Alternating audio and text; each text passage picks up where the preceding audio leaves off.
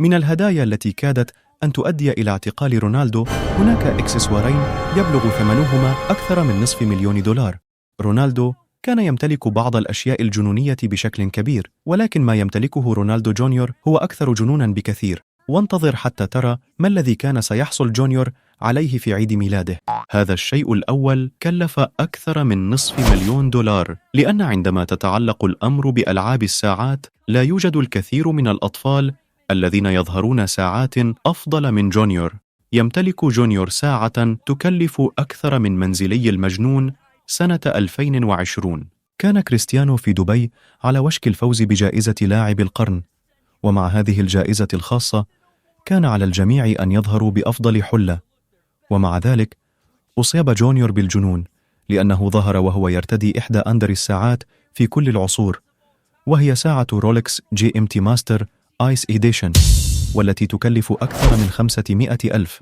تكلفة ذلك تبلغ $250,000، وهي مصنوعة من الذهب الأبيض عيار 18 قيراطاً، وتحتوي على 79 ماسة حقيقية مرصعة حول الساعة بأكملها. وإذا لم يكن هذا كافياً من الزخرفة، فكان جونيور يرتدي أيضاً سلسلة ماسية مدهشة. ولكن كريستيانو لم يكن سيسمح لابنه بأن يكون أكثر تألقاً منه، لذا كان عليه أن يرتدي ساعة فرانك مولر بتكلفة $1.5 مليون، والتي تحتوي على 474 ماسة و70 ياقوتاً. يا للأسف، فأنا فقط أرغب في أن أتمكن من معرفة الوقت عن طريق ساعتي. ولكن ما اشتراه رونالدو لجونيور في عام 2020 كان سيقود كريستيانو لمشاكل كبيرة. وعندما علمت الشرطة بذلك، كان بإمكان رونالدو أن يواجه الاعتقال، لأن رونالدو قرر أثناء إجازته الصيفية من يوفنتوس أن يأخذ عائلته في عطلة صيفية ممتعة للغاية.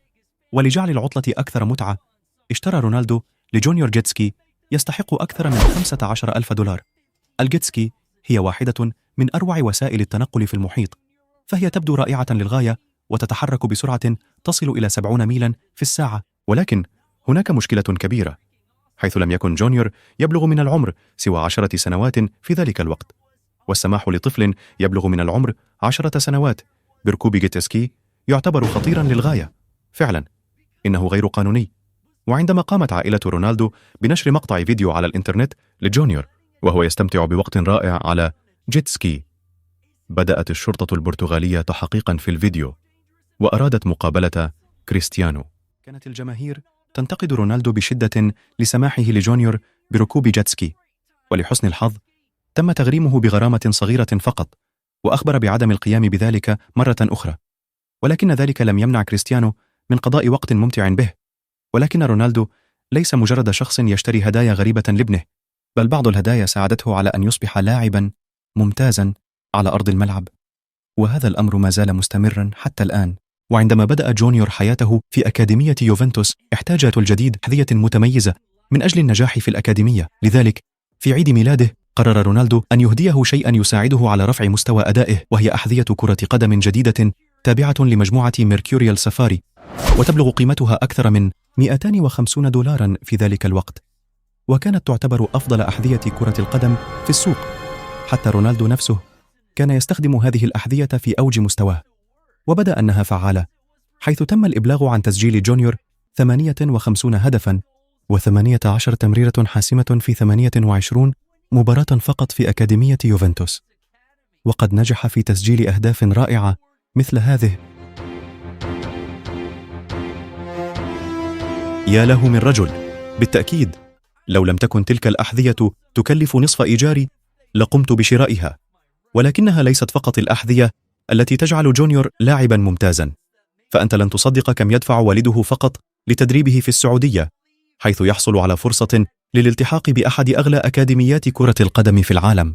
عندما انضم رونالدو إلى فريق النصر، انضم جونيور إلى أكاديمية مود، وتعتبر أكاديمية مود واحدة من أفضل أكاديميات كرة القدم.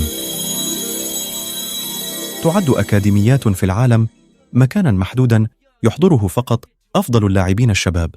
حتى الأساطير مثل المدرب الإيطالي روبرتو مانشيني ومدير نادي روما جوزيه مورينيو هما شركاء في الأكاديمية. حتى يتمكن لاعبون مثل جونيور من التعلم من أفضل اللاعبين في المجال. ومع ذلك فإن الحصول على مثل هذه الفرصة الممتازة يأتي بتكلفة باهظة، حيث تقدر رسوم التعليم في الأكاديمية بأكثر من 15,000 دولار سنوياً. هذا المبلغ الهائل مجرد للعب كرة القدم، ولكن أثبت جونيور أنه يستحق كل هذا المبلغ من خلال أدائه المذهل. في أول ظهور له، سجل جونيور هدفاً رائعاً ومثيراً للإعجاب، الانتهاء المذهل حقاً. ولكن أغرب ما في هذه القائمة هو مكان إقامة جونيور، حيث أن والده الآن يكسب أكثر من 200 مليون دولار في السنة، فيمكن لجونيور أن يعيش في قصر فاخر في السماء. عندما انتقلت عائلة رونالدو لأول مرة إلى السعودية، أراد كريستيانو الحصول على واحدة من أفضل الشقق في كل مملكة السعودية، واستطاع أن يجدها عندما استولى على الطابقين 48 و49 بأكملهما في خامس أطول مبنى في السعودية، واختار 17 غرفة تكلفتها أكثر من 1000 دولار شهرياً، لكنه يرى أنها تستحق هذا السعر، لأنه يحتوي على غرفة سينما وصالة رياضية ومسبح ومنتجع صحي وملعب تنس وحتى طاقم طهاة خاص، وفي الطابق السفلي حتى يوجد حتى مركز تسوق. ولكن رونالدو يحتاج لكل تلك الغرف، لأنه جلب معه مجموعة من الأشخاص للإقامة هناك، بما في ذلك أطفاله وصديقته ووالدته وإخوته وأخواته وفريق من حراس الأمن المتميزين، وكل ذلك داخل هذا المكان المجنون. تطلع إلى ناطحة سحاب.